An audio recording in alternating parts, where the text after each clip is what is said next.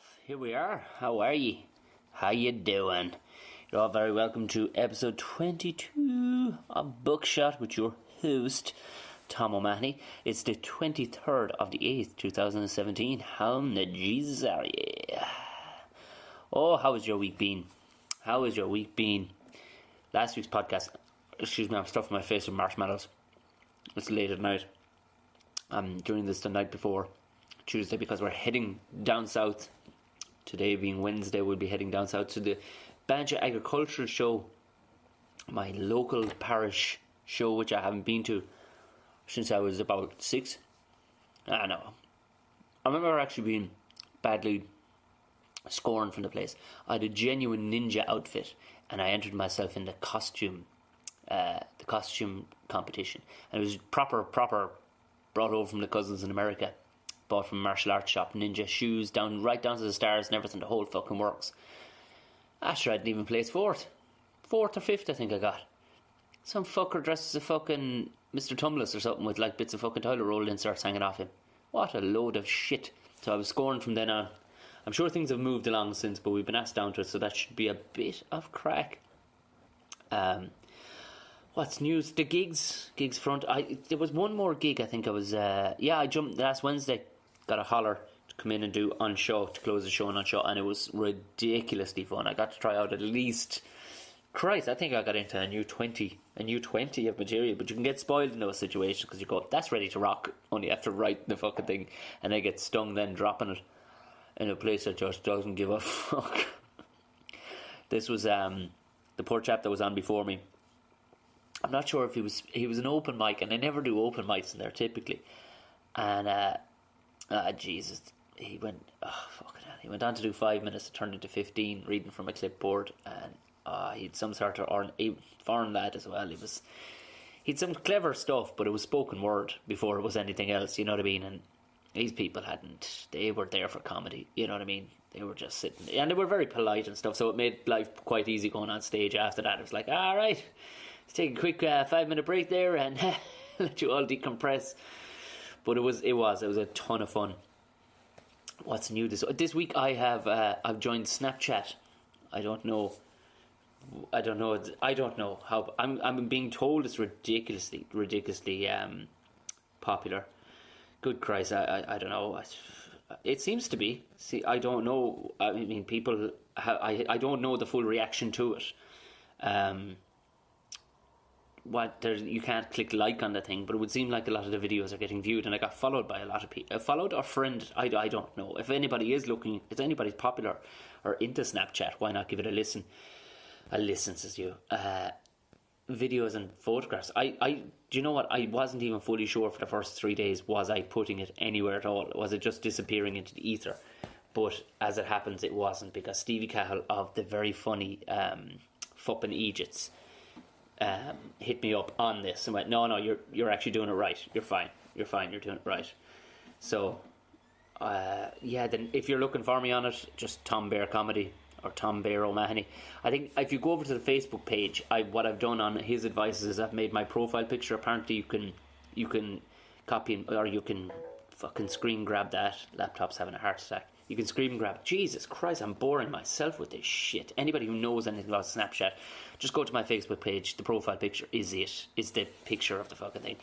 It does make life funny and handy because the stuff does disappear. So sometimes there's the effort. You don't have to put as much thought and effort. So you can just randomly throw stuff out there and just for the sake of things. But it is handy that you can link stuff to it, so you can physically tell people. It's like posters, just that posters that only last a day, so you can physically tell people about shows, and you can link actual ticket links and stuff to it. It won't let you link Facebook or YouTube, I've found out, but it will let you link regular websites, tickets. Fuck, that was boring, Tom. Christ above. If anybody does want to tell me how boring that fucking last minute and a half was, you can hit me up on Gmail. It's bookshotpod@gmail.com. Instagram is just me, Tom O'Mahony Comic. Very easy to find. Twitter is, you can find me on Tom_O'Mahony or the Gmail was wrong. bookshotpodcast@gmail.com, and the Twitter is bookshotpod @bookshotpod. Facebook, Tom O'Mahony. If you go looking for Tom O'Mahony, there aren't too many other than like some transport manager in America. I think there's a couple. There's actually one in Tipperary. I think his dad owns a pub or something. But typically, if you type Tom O'Mahony comedian, no E in the O'Mahony, as a lot of places seem to stick. It's just O'Mahony. It's just, yeah. Fuck, I've been boring, haven't I? Christ almighty, Tom. You're trying to get people interested in your podcast and you're just boring the bejesus out of them. Apologies for that. The week was interesting. It was a good week. I had a ton of work done in Cork with some private gigs I was doing. But that's neither here nor there. That was a bit of crack. But gig-wise, I was actually off. But I did record another podcast while I was down there with next week's guests, who I'll tell you all about it. But I'm not too worried about that. I was working on the bike, got it finally sanded down. Did I tell you I'm going to turn this ugly ass bike? The paint colours have been picked, so I'll be starting on that next week, because this weekend I'm all over the map with gigs this weekend. I made another barbecue video. I made it just this evening and I just put it up as we speak, and my phone is fucking lighting up here because it's weird, lads. It's weird. If you've seen any of my barbecue videos before, this shit's weird. I just felt the need to I had to take the piss out of the person I took the piss out of in it, because it's fucking annoying me watching this fucker on Instagram. So I ripped a bit of the piss out of Salt Bay on it, but the video actually ended up going weirder than I thought it would. I didn't spend enough time really editing it either, so I think it came out as much as you'd expect funny wise on a phone. So yeah, head over to the comedy page for that one, Tom O'Mahony comedian, and you'll tell me what you think. Yeah, it got fucking really weird. You'll see why when you see if you watch the video, or it's on YouTube too. But yeah. I'm not going to bore you much longer, because this one breaks in the middle ever so slightly, because Owen had to head off for a slash. You just kind of stood up and went, I have to go for a piss. So that kind of answered that. So yeah, gigs coming up this week. If you're looking for me, if I'd stop saying fucking yes, I'll be down at the Banjo Agricultural Show. Sure, who couldn't say more than that? I'll be bringing the wellies, because it looks like it may piss down rain. So, like, batting down the hatches warning from Met Éireann for Tipperary this afternoon. I don't know why Tipperary is going to get all the rain. Assuming the surrounding counties will get a splash of it too. But if you're looking for me, gigs-wise, I'll be gigging. I'm brand new club. Well, I think it's their second or third night. But it looks unbelievably popular. Like, the traction they're getting on social media. It's in Tala. It's upstairs in the Peachtree. There used to be a comedy club there before. I think it was Casanta. It was called, or was it Captain America's? It was a gig there one time, but this new place, the Peachtree, the food is supposed to be outrageous. The pictures look unbelievable. Either way, I'm headlining the show I'm on with. Simon O'Keefe, who owns Chaplin's Comedy Club, he's hosting it. Aoife Dooley of Yohan Nikita fame, who's been rocking the joint lately. And Eman. Eman is a Nigerian-Irish lad. Funny fucker. He's a funny fucker. Then I head to Belfast the next day. I'm so excited. It's a True Bill show. If you haven't heard of True Bill, basically it's comedians just telling real stories. Kind of fucked up stories that you wouldn't really, they wouldn't really work in a bit, you know what I mean? Like, so you don't go there expecting, these are going to be jokies. These are going to be funny fucking stories. But obviously there'll be a bit of weird with my ones anyway. It's definitely going to be weird. I think I'm getting up a bit early, and I'm going to do Colin Geddes, who owns Lavery's Comedy Club. I'm going to do his podcast first, General Banter Podcast, because we great cracked the last time. So yeah, Lavery's, anybody Belfast or in the surrounding area, get to Lavery's. You may as well, because Geddes has been selling that place out the last 7 nights I've been up there, it's been sold out. So I'm guessing that's the way it is on the reg, as they say. So it's fucking hell. Then I got another gig thing in Galway during the day, and then I'd be in City Limits in Cork on Saturday night, and then straight back to Galway. Maybe catch the McGregor fight in the hotel room in Galway. And that's that. A couple of more bits and pieces that I'll fill you in on next week. Of course, tickets are still on sale. I haven't asked how many have sold. They were saying they were selling anyway, so that's at least me and a couple of people. for the November 25th gig in London. Anybody listening from the London or knows any London friends, send them my way for November 25th at the Leicester Square Comedy Museum. That's the name of the club. But you'll see it if you type in Tom O'Mahony Leicester Square, you'll find it anyway. Or again, if you go to the comedy page, it's the top event on it. Click in there. The Tick80 will be in there. Anyway, I'm going to motor quickly on. Won't hold you for another second. Today's guest, he's got an instantly recognisable face. Anybody who's ever seen the Hardy Bucks TV show, one of, I think, the 6. This is the one that I was supposed to be. We talk about it. I don't know if we talk about it or talk about it beforehand.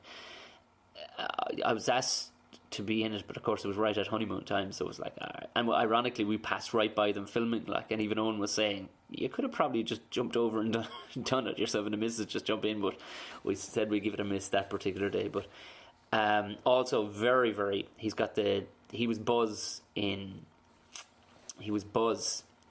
the Hardy Bucks, was his character's name, and then he has a very successful Facebook page. He makes videos on the regular basis, and it's just basically this kind of hardman UFC character. Anybody listening to this will most likely know who I'm talking about. But it turned out to be a great chat. We'd had a bit of crack before.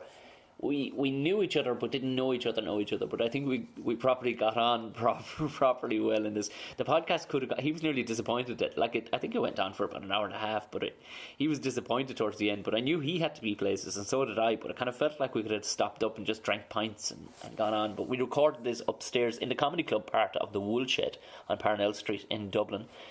I'm a gypsy of a podcaster, really. You think I'd have one particular place, but he lives near there, and I was like, you know what, I'm driving through town, and I think he may be coming with me to this gig in the Peachtree, unless I must actually text him and see if he's going to Vegas to do some of his videos. I don't know if he's going to Vegas for the fight at the weekend. I have no idea how that fight is going to go. We'll talk about it next week, I suppose, a little bit. I will talk to you, and you will have to listen to it, or you can skip straight through it and get to the fucking actual, the actual interview. Well, they're not interviews either, are they? God, Tom, shut the fuck up. Easy known as like 10 to 12 at night, talking shit, and I'm totally sober too. Had some cocoa, all the same. Right, moving swiftly along. Without further ado, please give it up for my guest, Owen Colgan.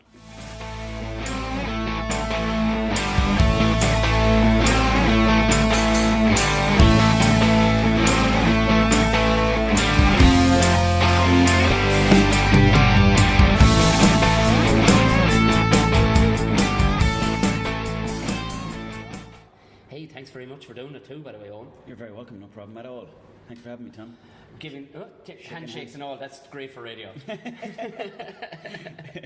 This yoke is actually unreal for picking up sound. We're here in the beautiful surroundings of the Woolshed. I was here, it was the weirdest gig ever here the other night. This is a fucking phenomenal venue. We're sitting right beside the comedy stage. Was the stage up here? This is right behind you there. They take those chains down actually when the gig is. Although I think they should totally leave them up. I didn't realise they're totally cool. They should put a cage there, little cage, to protect the comedians. That's a really good idea actually, because why not have an octagon-looking cage the Blues Brothers shit? But I was here two times ago. It was like on a Monday night. It was like a fucking Friday night. Yeah. Everybody was buzzing. Yeah. And that's the mad thing about stand-up comedy. You're come away going, that's the fucking best fucking comedy venue in the country. Yeah.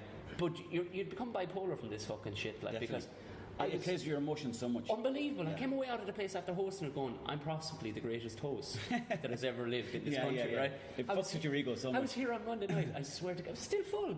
But it was like I was talking to fucking like monks that had taken a fucking vow of silence. As in, like, they didn't dig you.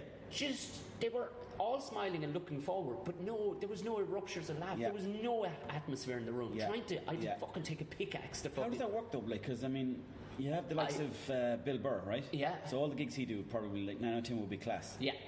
But how is it that like that audience didn't take to you, and yet a few weeks before that they took to you? None of them knew me the same as the ones. Yeah, that's what I mean. Yeah. And you probably did this similar material, right? I did this very same kind of style, anyway, of chit chatting. Yeah. And people were giving me their honest answers and stuff, but it was almost like, there was a core centre here in the centre tables that had come with the comedian that was closing the show. She's an Irish girl, but she was over from America, and Gar said he'd give her the headline act. Why not? Do you know what I mean? Like, and stick her in there. She brought buddies, and she was very good too. She was a Yank, was she? No, she's an Irish girl, but she's lived in New York, and she's been doing stand up in New York. You could tell she was at 200 miles an hour, like, you know what I mean? Yeah. But he gave, and I thought, oh right, they've just all come to see her and fuck the show now, like, you know what I mean? Yeah. But it wasn't really. It was the rest. Everybody else that was here was kind of like, no, just. It was like they were in out of the rain. You know that kind of way. They were glad to be in from the fucking thing. Myself and French Toast from the Hardy Books. We did a gig. What's his real name? Peter Cassidy. Right. It's way better French Toast. I know. Yeah. So, I call them all by their. Where their the fuck did you get the nickname? He was over in India or something like that, and then I think we were saying we're going to be doing a bit of filming there in Ireland. Come up with a nickname. So then he just said, "What about French Toast?" And everyone was like, "Ah, yeah, that'll do." So that's was he having French toast? He probably was eating French toast that morning. I don't really know the specifics of it, but something like that, anyways. And yours was Buzz then off the back. McDonald. Martin Maloney came up with that nickname. Why Buzz? I don't have a clue. You keep your hair fairly tight, but so do I. Like, but nobody's ever thought to. No, it's nothing to do with that. I don't know. I don't know where the fuck he pulled it out of. Buzz McDonald. Maybe it was from a prank, because I know Eddie Durkin came from a prank. Some lad. Right. Some lad. We were pranking some lad in town, like some hard man from town. And he goes, "Who am I talking to now?" And then one of us just said, "Eddie Durkin," and then he just went from there. Okay, yeah. It's perfect. But he does a great. In fairness, his accent, because he's quite an English accent in real life. Well, it's somewhere in between. Yeah, you know? but he nails it. He does nail it. He nails definitely. the West of Ireland accent. He definitely does. Yeah, and the Vipers from Leeds. The Vipers from Leeds. Yeah. So I knew he had a hint of British in it. I didn't realise he was actually from. Yeah, he is. Yeah, and Eddie's from Liverpool. So, but the thing is, they've been living in Ireland since they were 8 or 9, so they can do. Okay, right, fair enough. They have a fair grasp on the accent, but that would be unbelievable if they moved over after college and just. I know, yeah. Like I can't do a Liverpool accent or a Leeds accent. I'm shit at them. In fairness, you nail the West of Ireland accent. I do, definitely down to a T. I just bring it slightly up an octave when I'm playing Buzz, you know. Everything has all your S's have a H immediately after. Exactly. Yeah. But I think that's the way many people talk, anyways. Come here. I never noticed it before people started saying. I keep on getting asked what part of fucking Mayo I'm from. Yeah, I'm from Tipperary. But this, I think, what the Mayo accent is, only based on my experience, is it's a southern Midlands accent of a fella who's moved and lived all over the country. I think the Mayo accent is very neutral, and people. It is very neutral. There's almost no pinpointing it. Like it's hard to know it, isn't it? But like for Cork, you can definitely tell a Cork accent straight away, or Donegal even. There's very little to go on. Like if you're saying Midlands, you go, well, they don't pronounce their T's in the middle of words. Like they'll say things like, I heard a woman in Edenderry the other day, and the Edenderry accent is right up there with, oh my god. Yeah. Is it like it's phenomenal. Yeah. Like they're lovely people, but. To give you an example of irony, there was a woman standing beside me in Tesco's the other day in Edenderry, and she was on the phone and she was pointing out. I don't know what she had in her hand. Was it a magazine or something? Because I had my back to her, but the irony of what she said next. She went, "Yeah, sure. It's fucking sophisticated." It's like the irony of you saying the word sophisticated in that accent. John Cleary, that's how he talks when he does that impression. He does the articulated lorry. It's brilliant. It's brilliant. He's the funniest fucker going. I nearly coming back from Castlebar actually, just to tie it in. We were doing a gig in TF, no? No, we did a gig it was for the Students' Union of GMIT. Has a branch? Yeah, was it in Sligo? Sorry, no, Castlebar is Mayo. Galway Mayo Institute Technology. So there's one in Galway, and then there's one in Mayo in Castlebar. I'm not sure. They had a ball of money anyway left over for us to come over. Did they fuck? And Bastards never fucking call me the cunts. Well, you see, they're getting your shit for free. You see on the internet. That's the problem. You need to start charging. I definitely do. If you like this video, you should start paying me. Pay me for the fucking rest of you fuckers. Which brings us back to that point. Originally, I was making about myself and French Toast. We were going to Boston. Yeah. We did the gig over there, and just as you were saying, like the audience didn't really get you for that gig. I remember looking out at the crowd, and all my jokes were about wanking or sex or porn or something like that. Yeah. Just because it's just like made up stuff that trying to make kind of funny. Yeah. I looked out at the crowd and I'm like, fuck, it's all old people. And I was like, I can't do this. What did you think they were getting with the two I don't know. Hardy Bucks? Well, I thought I was getting young people, to be honest. But then I went in there and it was just like wedged full of older people. And I felt guilty because they'd all look like, they're all like from Ireland, or else they were like one generation off that. And so you were going to be their green knight in shining armour. You were going to be their Conor McGregor. Exactly. And all of a sudden you started talking about pulling the stomach out. I started talking about wanking many times a day, wanking. And they were like, just looking at me with dead face. Anyways, Boston's a good spot. I would have loved to be in that audience though too. There's nothing I enjoy more because I've been there myself. Oh man, it's the worst feeling ever when you. It is unbelievable. It can you break your turn heart. back into a 4-year-old child getting given out to like. It cracks your confidence. It just cracks everything in you. But at the same time, it sort of builds a shell on top of it, a stronger shell. I call it the cauliflower ear for your brain, right? For your actual mental age. Because eventually, because people ask me like you know what I mean? What was it like opening for big acts, at theatres and stuff like that? And it's like, yeah. Or what was it like? And I'm almost, for the want of a better phrase, I'm almost indifferent / fucking... To gigs now. You're indifferent to gigs. I love them. I still love doing stand-up. But I nearly love hanging around with comedians more. Yeah. Because we're all fucking weirdos in our heads. Yeah. Because but the excitement of a fucking gig, if I'm opening for somebody or something, they say, well, people have, you must be very excited about it. And I'm almost struggling to get excited now because... That's not a good thing though, is it? You need to and this is the thing. But take the cock out on stage or something. But then last night I'm up on show. Yeah. And there's like 22 people in the audience, and it was just rammed for that room. Yeah. And I had one of the best fucking 45 minutes I've had in a year. That's brilliant.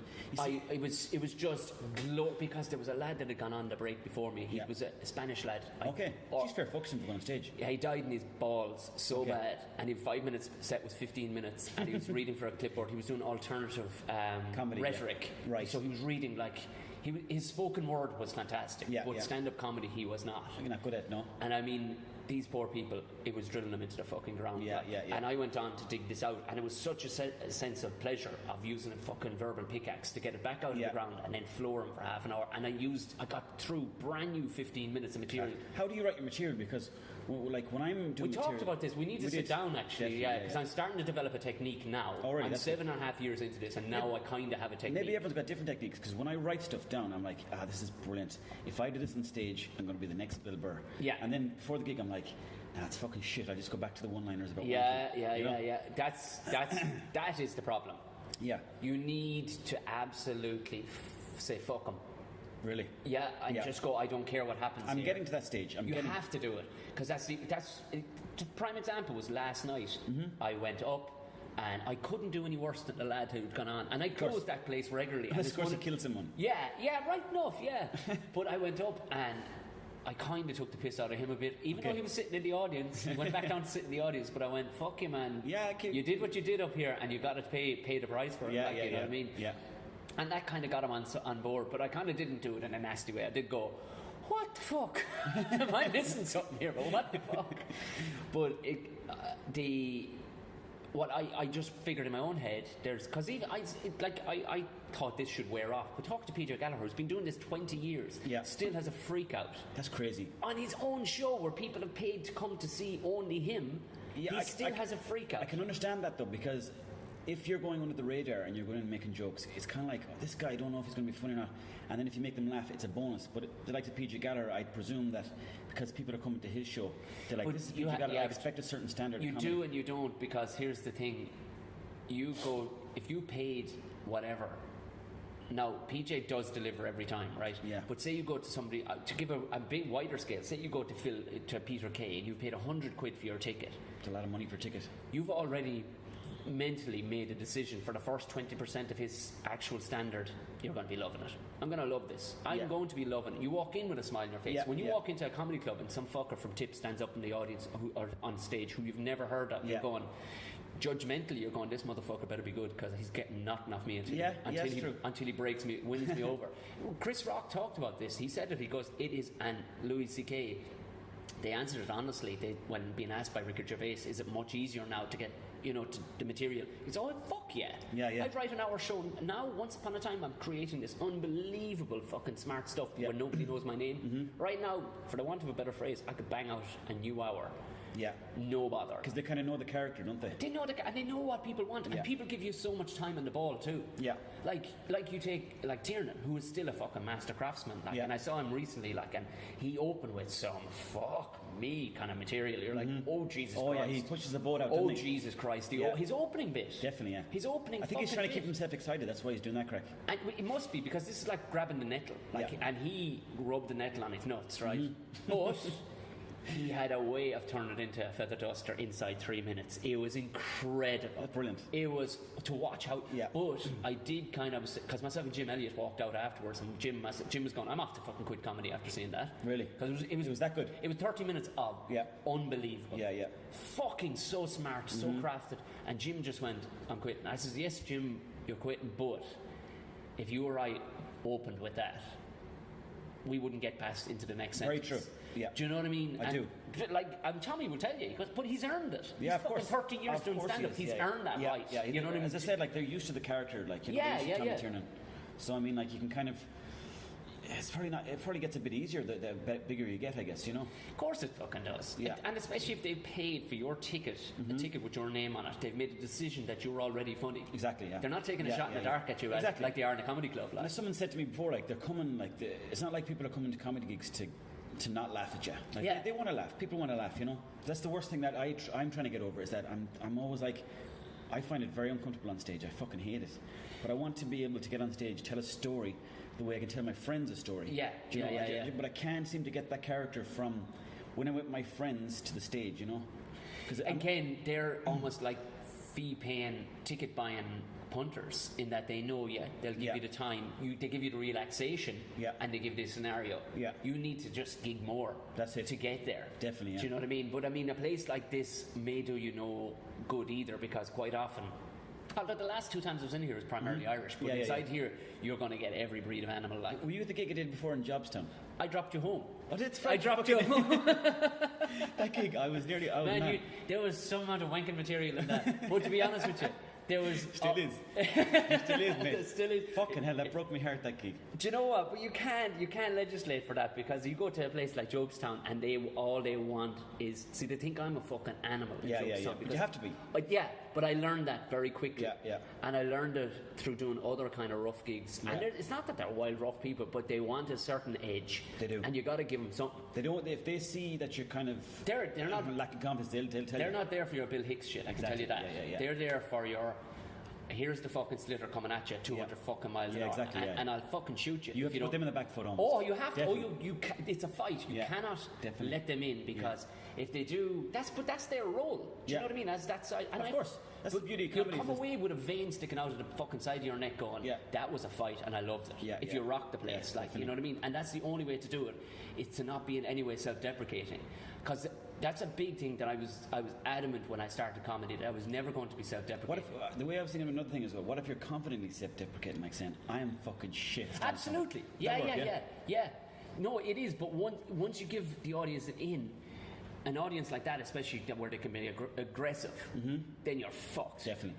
But you're also fucked if you get a polite audience, because they'll give you no respect. They'll just go, when's the next guy coming on? You need all the different variations of the crowd, don't you, to kind of build up. You so do. Like I said, cauliflower ear brain. You need it. Like you. But it's only shit gigs will give it to you. Like another thing that I fail with. Well, I'm probably being hard on myself, but I always forget my material on stage. And I'm always like, what was that other joke? And the thing is, you kind of have to understand how you can kind of, if you forget something on stage, to kind of show the crowd you're not forgetting anything. Here's the trick to not forgetting it. Take a cock out. To give you a little segue. Exactly, yeah. A big segue. Sorry, a big segue. Here's the trick. If you're doing, say you're doing, all right, you're doing, it shouldn't be word for word anyway. Like, you know what I mean? I personally, for me, it would never work if I did word for word. Of course, yeah. Unless not natural, is it? Unless there's beautifully crafted nuggets in there. Yeah. I'm not that fucking intelligent. Like, I have a few bits in there where people go, I'm putting that in a t-shirt. Yeah. And that has happened about 10 times in 7 years. Yeah. Right? Well, I never wrote gags either. I never really understood. Of course, it works for some people, but I never really understood, like, the line and then the punchline at the end. That was never my shtick, you know.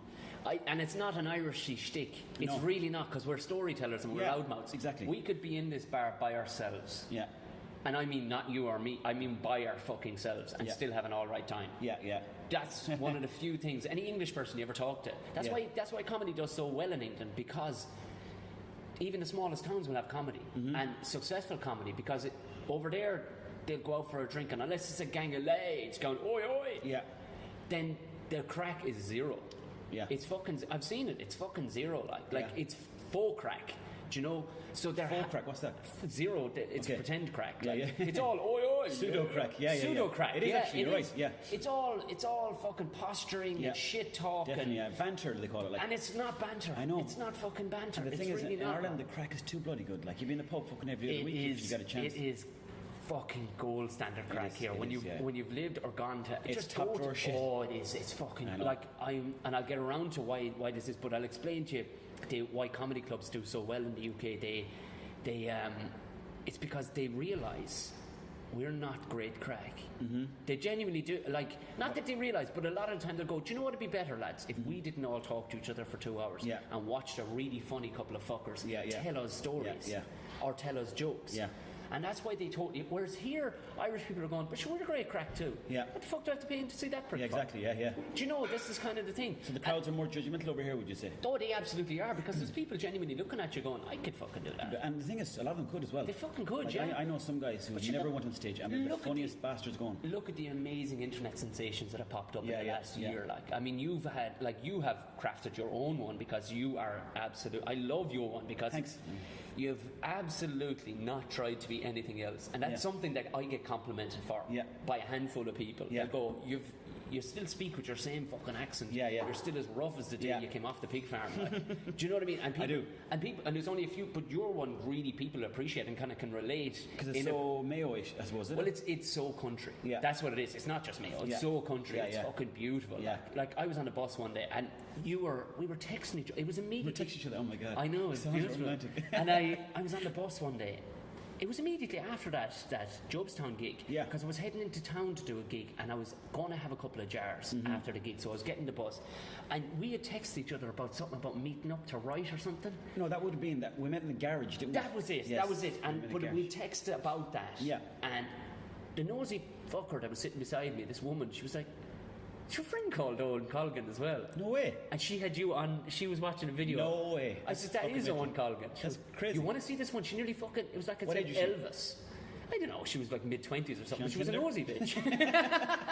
You can't break the fourth wall, on. You can't break the fucking fourth wall. I hope you got her name, man. I'm going to add her on Facebook. Hey, I seen you looking at me on the bus. I totally pretended to be so fucking insulted that she was looking at my phone. It's like, crazy. Then she copped who I was. Yes. And she was like, and I, oh God. What am I even doing on a bus? All it was is my own mental Irishness didn't know how to deal with this scenario. That's all it was. I could have played it much cooler. Yes, he's a really nice guy. Drop him a mail sometime.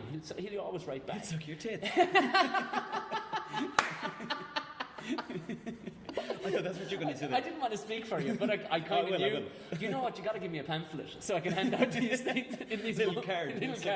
We'll suck bullet points of the things you will do for certain fans. Out calls, That's funny. But they sort of give you a notion, right, of exactly the crack that the fucking gold standard, absolutely diamond-plated fucking crack. Like I told you, and I've said this on the podcast a few times, chatting with lads, I'm after moving back out to the country to my roots, right? Well, not to my roots, I'm not from County Kildare, like, but...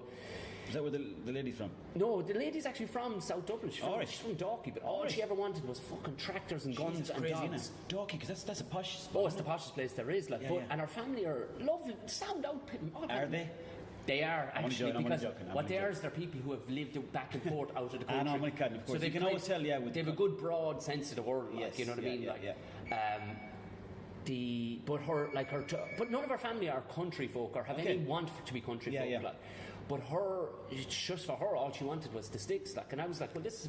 It's crazy, because Dalkey's a lovely spot. It's a lovely, but to me, you can, like, I'm from the pure sticks. Like, like, fucking, the nearest neighbour growing up was 300-400 yards away. Like, you know what I mean? Same for myself now. The very same. There was, a small tractor for tipping around out there. There was, so it was country shit. Of course, So we moved about 30 miles out, but the pub is quite literally, we're in a village that hasn't changed, I'd say, in 120 years. It's lovely though. Right? I mean, it's fucking glorious. You only appreciate it when you go back to it. I love Mayo more and more the more I'm away from it. Absolutely, the more I love it, But we were in the other...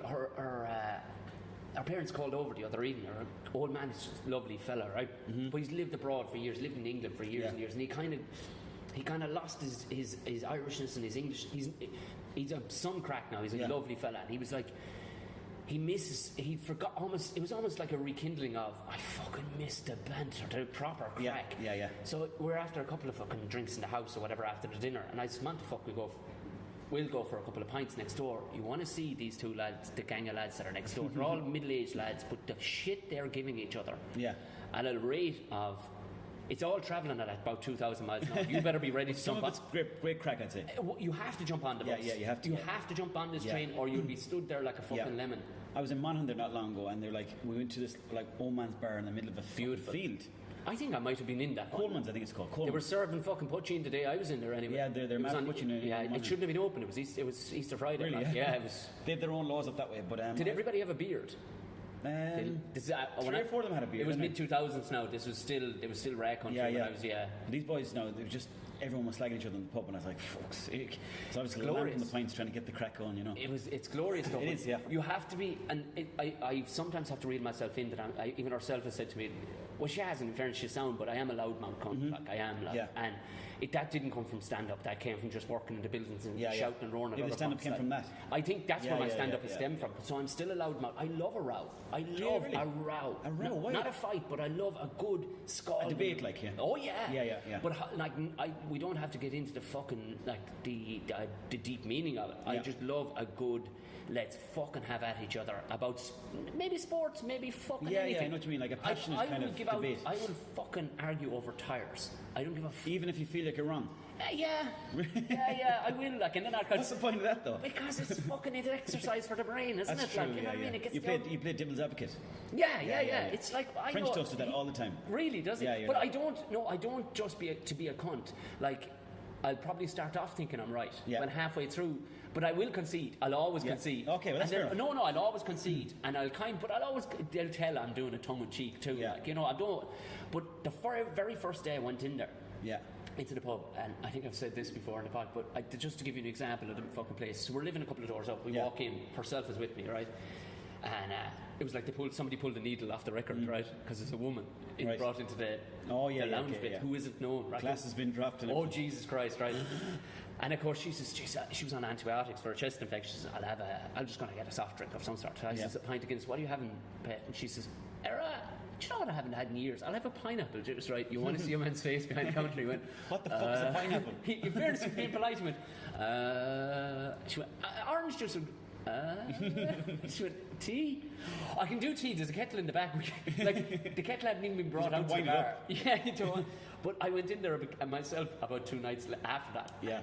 She wasn't with me, and the momentum of the crack didn't break at all. Yeah. So I was fucking, who's this cunt? And what was hilarious was a TV show that I was in called Unloaded was on the fucking telly. Uploaded with Gordon. Yes. Yeah, with Gordon. Yes. Gordon Hayden. I see you on that a good bit. Yeah, I was That's on it. funny, I was a weekly contributor of stupid clips. That's or whatever. brilliant. Yeah. And but it just happened to be on at the time, and they were like, and there was a moment of awkwardness. I heard that you went up there and you put it on first, and then you. I did. To be honest, it wasn't on the telly at all. I just wired it through. Like, I have it on a loop inside. You there got now. on the TV that morning. Yeah. Put this on. To Big flag of me hanging up in the jacks as well. But I walked in, and to be fair, I wasn't given 10 seconds. I was given about 9 seconds of, oh Jesus, to you and it, until they went, Jess, you're after losing all the weight. Like, just yeah. Straight and in that's there. how I knew I became one of them. Yeah. But a perfect contrast was on Thursday night last week. Mates of herself called up. Now they're mates of ours. Like, she's lovely and known her, and the lad is new enough on the scene. Lovely fella, but very much from a nice part of Dublin. Yeah. Lovely fella, but not up to speed of country banter. Like, okay, yeah. Because they don't understand the country lads are fucking hard as nails. Oh, yeah, They're fucking hard as... Like, and I'd forgot to their detriment sometimes too, though. Yeah, absolutely. But like that, all that banter's great crack, but some of them just when you're repressing that shit, they're repressing it too. Yeah. But here's the other side. We walk in that night, and this will tell you how open. They're on the cusp of the greater Dublin area, so there is a level of okayness. They understand. Yeah. But we walked in, and the poor fucker. I said to him, I said, "You've got to be up to speed here now. These lads are going to be at 200 miles an hour with the banter, and they'll be ripping." Excite me though. You would be. Yeah. You see, you would be because you're like, lovely, I'm going back to my roots. Yeah. This is what he walked in, and it was fucking skinning him. It was skinning him for the first half an hour. Yeah. And he just wasn't up to it. But what was mad, like, one of the lads is going, sure, you know the way I get the mad depressions. Yeah. And then, but do you know what? It was beautiful. It's all been talked about. Yeah. It was very much open book. Everyone's everybody was an open book. One of the lads was gay, and he's been gay forever. Like, and this is what was glorious. He walked. There's one of the lads as well that was in there, which was just brilliant banter. He'd just come home from the hospital, but was gasping for a pint. He'd been in there 2 weeks. He walked in his fucking pajamas and the whatchamacallit, the bathrobe, and they were calling him Hugh Hefner. And another lad who was an old lad who was gay. Right. And it was just cool. Nobody gave one fuck about. there was what's his name's fucking depression that they were all talking about. You weren't in the George, no, were you? No, see, this is the thing. It was just it was glorious to see. Yeah, it was that's good. No, I know what you mean. This is where it's like a melting pot of headers. And everybody's venting, like. Yeah. You know what I mean? Lads who talk about the dark dog and stuff like that, and these are my only buddies, and we talk about this shit, and this is where I come to get the depression out, like, whether I'm drinking or not. That's it, like, it's a social thing to talk. It was glorious to see it, like. That's brilliant. Yeah. And you see, this is the thing. Almost all these lads are going to have 4 or 5 pints. Yeah. None of them live more than a half mile. And I'm sure people listening to this podcast are going to go, I do not. I know what you're going to say now. I know what you're going to say. You know, drink driving, right? They sit in after the 4 or 5 pints and they fucking tip home. Yeah. Right? But there's nobody. Do you understand it in that area? I know what you mean. It almost needs to be means tested, that whole thing, doesn't it? It really does. Yeah. And you need to means test a human too. Yeah. You put 4 pints into some fella and he'll be falling around the place. Oh, of course. You put 4 pints into these fella and you're going, where's the other 30? Exactly. Do you know what I mean? These lads can go 3, 4, 5 days. That's a fucking bitch. Yeah. There's lads there that have gone on sessions for fucking that lasted 6 months. Oh, stop. Do you know what I mean? Like, every day. But the thing is, it doesn't seem to bother some of them either. Like, they wouldn't. There's one lad there, I was chatting with him, they wouldn't fucking pick on him, right? Healthy as a goat, works every day as fucking hard labour and farming and building, right? Yeah. But he has been on the sauce since his aunt left him a fucking about 200,000 last year. He's been on the sauce solid. Great, but he's been having the banter every single night. Yeah, that sounds brilliant. But he's earning his own, like, but he's just like. That's why I love pubs, because they're fucking glorious, aren't they? And they're their own little world, you know. So like, you can walk by a pub and not think much of it, but then when you go in there, it's just like, after 3 or 4 pints, like, this is the fucking only place in the world I want to be right now. Yeah, you know I feel that too. Like, we need to go on that. We should just hide the car park. Let's fuck this podcast. Fuck this podcast. Let's go on the out the window. But you know what? This could make a great podcast if we got fucking blazed drunk on it. I'm up for a few pints if you are. Because I know the lads do. The lads do a 5-hour podcast on conspiracy. 5 hours? Oh, I heard about them. Yeah. And I don't think they drink, which I think they're totally missing a trick on. They should definitely, if you're sitting down to anything for 5 hours that you don't actually have to be driving anywhere, you should definitely be drinking. That's a long podcast, 5 hours. Yeah, that's but they go unbelievably in depth, and there's 3 or 4 of them involved. No, I know Martin Maloney. He said that it was one of the best podcasts ever. Oh, it's incredible. But like, you can dip in and out of it. That's the good thing. Like, Joe Rogan vibe. Yeah, but even Joe is kind of just dicking about the subject. Yeah. The lads leave no meat on the bone. I like that. I like conspiracy theories. They do. Oh, I was raging. I missed the fucking chance to do the North Korea one last year. What was the conspiracy about that? But sure, it's all about everything. You know what I mean? Yeah. Everything to do with the hidden fucking state. You know what I mean? Yeah. And then I missed the one to do the Illuminati. So I'm doing one about movies with Gordon. All right, in the next few weeks. But that's cool. But that's the glory of a fucking pub. People. Yeah, I think people miss the fucking. But then it kills me. Like, I was there last night on show, and was part of the new stuff I was doing, and I was about. We need to be able to lose our temper, like you know what I mean. It's not healthy to be living around these places where we're all happy and hip and fuck. But it's not healthy to be happy all the time. No, it's not. Like, you can't pretend you're happy all the time. No, you've got to be. You need to release. You need to be so, It's like a detox of the mind. Absolutely.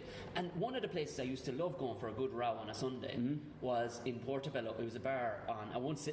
Fuck it. It was called Devitt's. It was on the corner. Still there. I know the owner. He's going to do you in. He's fucking. He was a Limerick chap, and I remember one of the days I used to give him so much shit because Tip used to fucking clatter him at the hurling. Yeah.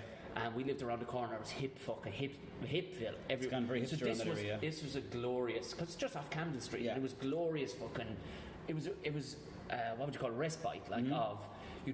Our neighbour, he was this guy. His name is Klaus, right? He was I think he was second generation, Second World War that had legged it from Germany, whatever. But we used to, like, it was never hello when we'd see each other every day. I go, what the fuck are you looking at? It was beautiful. He was in his 70s. He'd go fuck yourself. And we used to all meet up there on a Sunday. Me and all these out lads get fucking roasted watching the GA. And the shit we used to give each other. The owner behind the bar played for Limerick and Everton at one stage. Yeah. And I parked around the corner from there last night, and this was a man's bar. Yeah. That's what it fucking well was, right? Yeah, an old man's kind of bar. The fucking thing now, they're after sinking fucking thousands into it. They're after making it bright and shiny. The windows are all fucking look like a barber shop. I hate it. They've got fucking stylistic do you know loads of empty frosted bottles up on shelves, like 500 of them? Oh, you mean like the craft beer stuff? Yeah, lights shining up through them and stuff. It's like, the thing is, I think ruined it. I think the foreigners are coming over, like, sometimes to go to the pubs, the old Irishman pubs. I miss them pubs so much. Like, they're getting squeezed out all the time. But see, this is the thing. Like, this is one of, like, Cork for me was one of the few respites of cities around the country. Because even while Galway has its lovely and pubby, it's gone very much twee. You know what I mean? It's diddly. Galway or Dublin? Galway. Yeah. You know, Dublin has gone off the fucking rails. Yeah, Like, there's you know a few what I mean? nice pubs though in Dublin. There still is, but they're few and far between. Like, you know what I mean? So, Like, like where you go in and you could have a chat with the fucking barman. You know what I mean? And sup a few pints. Yeah. But I was in Cork. It was supporting Tom Green, and I was there. No way. Yeah, I did a tour around class. Ireland with Tom Green. He's well together. I had great crack. Yeah. But we were down in Cork and we got in early, and I parked, dropped them off or whatever, and I went to park up the car, and I was walking back up, and Brian, the owner of the comedy club, he says, we met him up, and he says, come here, he says, have you seen, because I was talking about how Cork still has proper old man pubs, because there's a chipper on McCurtain Street, and it's fucking gourmet chips, the best chips I've ever tasted. And because it's such a small place, if you want to eat in, you don't get to eat in, but you can go across the road to the Cork Arms, which is probably a 200-year-old fucking pub. Lovely old woman working behind the counter, knocking about lads. What street is that on? It's McCurtain Street is the name. Is that across the river there? Is that? It'd be on the same side of the river as the comedy club. You know the comedy club? No, I don't know. You did. You were in the fucking comedy club. You were steaming drunk. The Saturday Bucks did a show in there. What was the name of the club again? City Limits. Oh yeah. Yeah. Fuck it, It'd be about 5 doors up from that. Yes, I know what you mean now. Yeah. But the car, you go over and the Brogue is down close to it, no? It would be quite close. Yeah. But what you do is you go across the road to the Cork Arms. Yeah. You want to drop you down a pint and a fork and knife, and your man, the chef, would bring over the chips and whatever. That sounds lovely. Oh my god, that sounds brilliant. It's such a little treat. And I was talking about that. He goes, "Wait, and I fucking tell you." Yeah. He says, "You have to come up the road with me here." And we walked up the road, right? And he brought me into the most. They don't even have this level of pretentiousness in Dublin. Yeah. This bar that they're after building down the road. It was just. And I remember the pit. It used to be. Up its own arse kind of thing, was it? This pub used to be a kip. Yeah. And thereafter, you've never seen anything like it. Blokes, like there was at least 4 blokes inside that had plastic surgery, and you're like, what the fuck? You people exist down here? Oh, for fuck's sake! Yeah, it was embarrassing to see. Oh, my father has got a local in Mayo. He goes there every Friday playing cards. And beautiful. The barman smokes inside like he doesn't give a fuck. Oh, he does not. I'd go back on the fags just for that. Instead of the till, he's got a purse. So he like takes the money in and out of the purse. You'll get no receipts inside there either. That man has not been visited by the tax man in a long time. Not at all. No. So I love the fact like he used a purse, like a fucking woman's purse or a bag or whatever. Just throws the money in and he kind of always gives out half the wrong change, but nobody gives a fuck. It's the best environment. Like, you're going to the pub to chill out, not to be fucking surrounded by mirrors and all this. That's exactly it. Yeah, I think the point has been missed of the pub. Like, not to be looking over your shoulder and looking around and being tense all the time. Of course, yeah. Like, it's a relaxing spot. Saturday night, that when we popped in there was lads that had the good shirt on. But there was also one of the lads that was having a fucking right good fucking chinwag. He was spinning me some bullshit yarns and they were beautiful. Like, we both knew he was lying through his mouth, but they were fucking glorious. But you knew he was just after calving a cow. Lovely. The man had smell of life off him. Smell of life, smell of fucking country off the man. Yeah. And nobody was cribbing about it. Nobody was going, oh Jesus. Yeah. Nobody gave a bollocks. Even if fellas in their good shirts had the arm around. Because then the sing song started. Because there was a bloke in the corner with a guitar who was singing all the songs we know all the words to. Yeah. He was singing Brown Eyed Girl. He was singing Garth Brooks. He was singing stuff a man with 10 pints inside him would love to be listening to. Some Britney there. None of them really, they're getting to know the father-in-law. Right? Yeah. It didn't matter if they only knew him or only fucking just met him. There was arms around each other, and this is only about 11 o'clock. Yeah, it's cool. And the fucking crack was 90, singing songs and everything. That's brilliant. Just pure chilled. Pure chilled. Nobody gives a fuck. Yeah, it's a shame. It's a shame. It's dying. There's it's so many thing. pubs in Dublin now like that. Like, don't get me wrong. There's some brilliant pubs like that. You know, like new ones. Like there's Blackbird in. Where's that? That's in Rathmines. Right. It's kind of like a hipster bar, but it's very relaxing too. Like there's lots of nice little nooks and crannies to chill out in. Oh, but see, that's a big thing for me. Like, I like a good old nook. Yeah, me too. Yeah. You know, somewhere you can chill out, like, and have a few slide pints, and then get all oiled up, and then you start getting a bit cheekier. Yeah, that's exactly cheeky it. corners. Like, they're like the gym basically. Yeah, before you go out to fight. Like, yeah. But it's the schnook was a big thing. Like, definitely, yeah. Is there any place that still has the schnook? It's like the speakeasies. Do you know what I mean? The sort of spot where you walk into the pub, but if you turn to your left, there's like that frosted glass, that wobbly glass. There's a few door, of them. and you lead in. There's a few on Pernan Street. There's a few. Is there? There's the Dubliner, and then there's I haven't been in the Dubliner all that much, but there's one across the road. It's like half of it's a Korean restaurant. Down the road here? Yeah. Half Korean restaurant, and then you go in another door and it's like an old man's bar. Class. I forget what it's called, but it's fucking brilliant. Because it's really old school. If you're ever down in Cork, go find a bar called the Castle. The Castle. You won't go I used to live in Cork. Did you? I used to live in Cork maybe 10 years ago. Where? Margaret Street, across the road from the River Lee. Is the River Lee? It's the River Lee, all right. Like, but what was on Margaret Street? I can't remember Margaret Street. It was just like you had the Grand Parade, then you go across the river, and then on the left there was a small street called Margaret Street. It was only a small street, but I was living down there for about 4 months. Oh, that is near Murphy's Brewery, like around that neck of the woods. Like. Could be. It's been a long time since I was there. I kind of forget. You were drunk for the entirety of it, weren't you? 3 months. Yeah, it was a hard time. But where is it? Swinford you're originally from? Swinford, yeah. Would that'd be the Townsland, but you're from out the country, from Swinford. I'm from. Actually, did you hear about that person, the homicide there recently? No. I don't know. What? The homicide in Mayo. Yes. Yeah. It's literally like just 100 yards from my house. So they're trying to figure out what happened there. See, this is the shit. Shit goes down in the country that people fucking. They think scarier too, because it's in the middle of nowhere. Well, a lot of men own guns in the country, and your average bloke in the country is twice as strong as your average person. That's for sure. Yeah. You need the fucking handshakes I was shaking the other night, and these fucking ham hocks for hands. They were like bunches of bananas coming out. You know, Big Mick from Hardy Bucks. His hands are the size of a fucking shovel. Go away! I swear to God, it's a different breed of human. Like, definitely. Like I tried to explain this to some of my city friends, and they're like, yeah, and I'm going, no, I'm not codding you, like. Mm-hmm. If some of these fellas got into a cage with even a UFC fighter, they'd be fucking wasting their time trying to kick him. Because you're talking about a man who's been fucking showing horses, pulling and dragging out of fucking cows. There's a few tough Dublin boys though too. Undoubtedly, right? But I guarantee you go back to lineage, and there's probably 2 generations away they're a culture. Yeah. Because that you can't breed that stuff naturally. That stuff is from farming fucking. Big Mick from Hardy Bucks, Hugh Maloney, he's a beast of a man. He's 6'4". He plays one wall handball, or not one wall. What you call it? Fucking the big alley. Yeah. And he just slaps the ball. He's like he's got big rackets in his hands. I have an uncle, and he was Leinster champion, and I think he played for Ireland at one stage back in the day, but he had a his fucking hands are ludicrous. Mm-hmm. Like they just looked like a copybook. Like, what did he play? It was handball as well. But it was big in Leinster times from Kilkenny. It was huge. Like, in the off season, because they wouldn't dare play fucking Gaelic football. Like, it was just not respected at all. They wouldn't know what to do with it. Right. The ball just got smaller. That's what happened. Yeah. So when you weren't playing hurling, for hand-eye coordination, you play handball. Yeah, because it makes you ambidextrous. Exactly, and you end up with paws like fucking like shovels. Oh, big time. But he could hit they called the ball an alley cracker because it was fucking handball alleys. Yeah. He could hit it so hard he'd get the ball to stop dead at the wall. Oh yeah, like he'd kill it. Yeah. That takes. I mean, that's Jesus serious. Christ. That is serious. Yeah, that's serious power. Like, you know what I mean? Definitely. Handball's a great game though. I love handball, like, but there's. Do you play one wall? I used to, but there was a fucking class spot back the road from us. It was.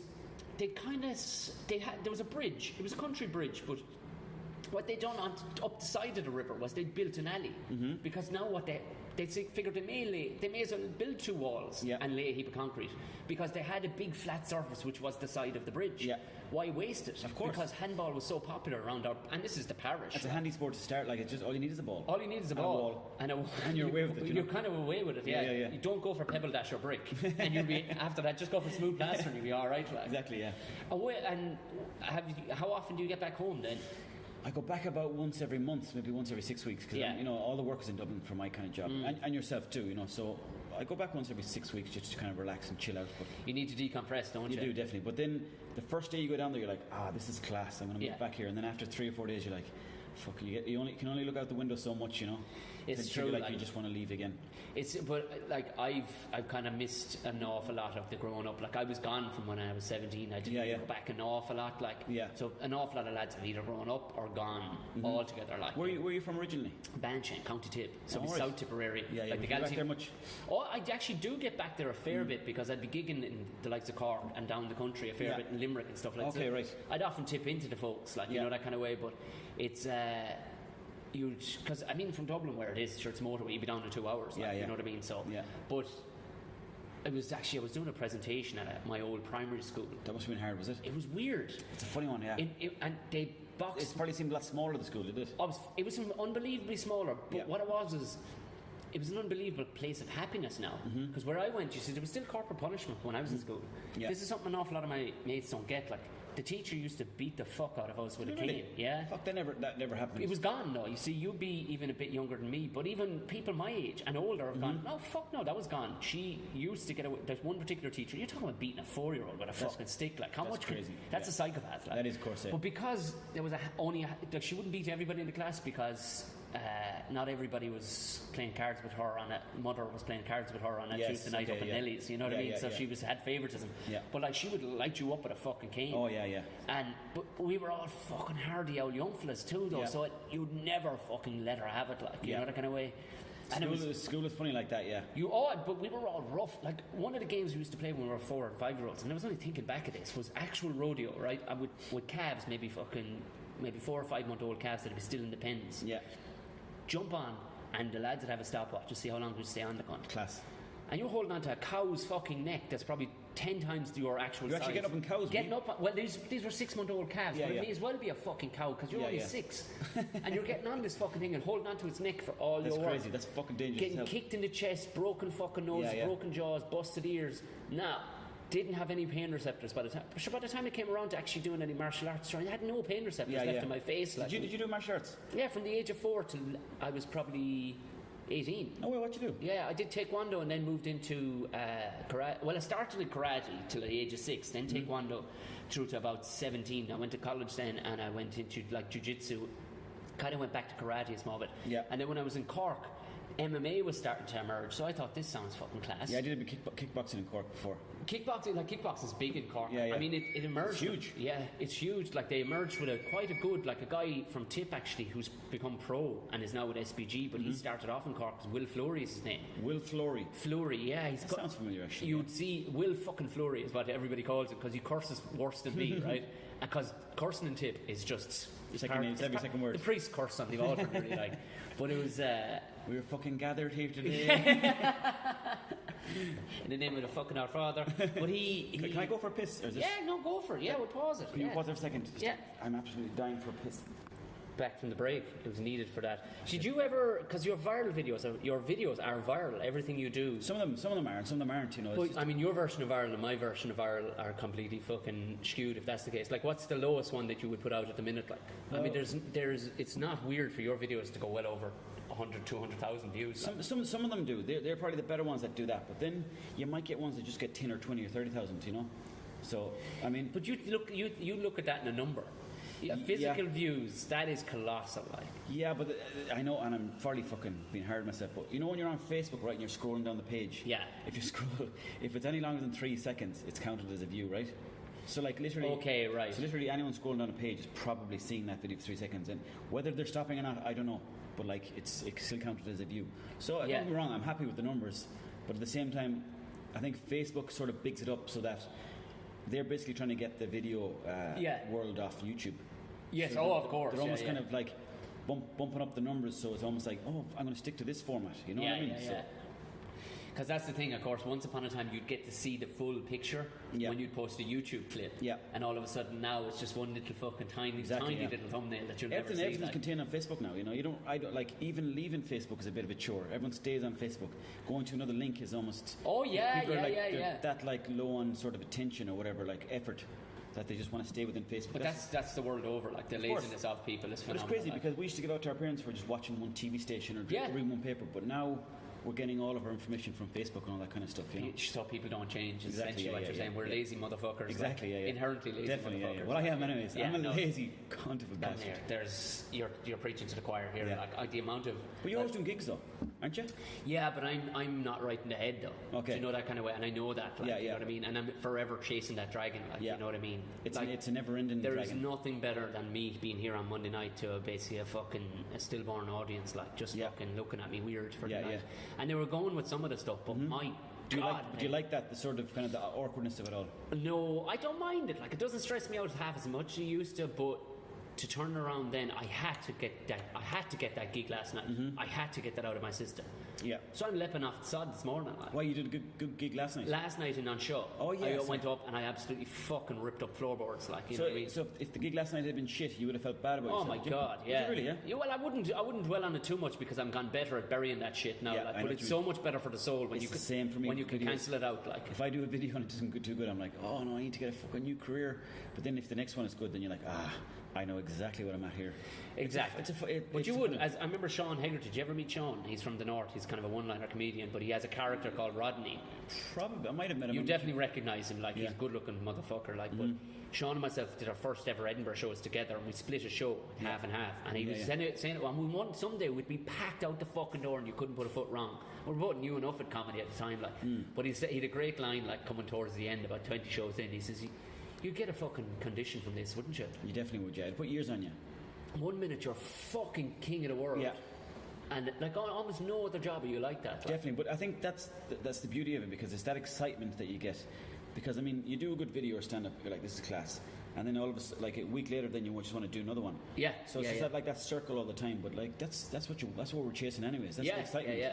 Whether it's up a good emotion or bad emotion, you're still trying to. Well, you either want to continue from a good spot, or you're trying to rectify the bad spot you just come from. Like. Definitely. But even boys are at the top, I'm sure, like the likes of Bill Burr, he probably does a gig that is, in his mind, it's like, ugh. Come here, and this is totally name dropping. Although you just said it, that's me fucking dropping, actually physically dropping something. But it was last year at the Vodafone. Yeah.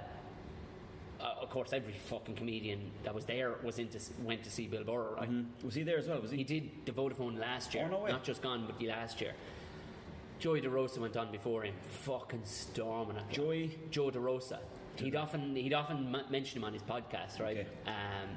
Okay. Good bit younger than him. Well, not good bit, but I would say he's 40, right? Yeah. If even that, right? Yeah. And myself and DeRosa, by pure fluke, had been introduced to each other at the bar earlier that day. I wasn't gigging that day, so I says, "You having a pint?" Because I'm getting him in. Yeah. Myself and who the fuck else was there? Anyway, he says, "I won't, I'll have a whiskey." But he says, "I'll get you a whiskey." I said, "Fucking lovely, yeah. Yeah, that was nice of him. And he says, we had fucking mighty crack, because he was loving the fact he never had experienced the crack, right? But he definitely was a man who had something in his soul that wanted to be involved in the crack and up to his bollocks in the crack. Okay, swimming in crack. Swimming in fucking sopping crack. Olympic-sized pool of fucking crack. Squirting crack all over himself.